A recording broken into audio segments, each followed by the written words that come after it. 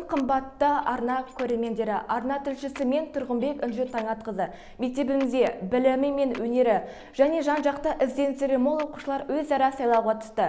Нәтижесінде көптеген аудандық және облыстық байқаулардың жеңімпазы Лесқұл әдемі мектеп президенті болып бекітілді. Сонымен қатар өзін-өзі басқару ұйымының құрамы да анықталды.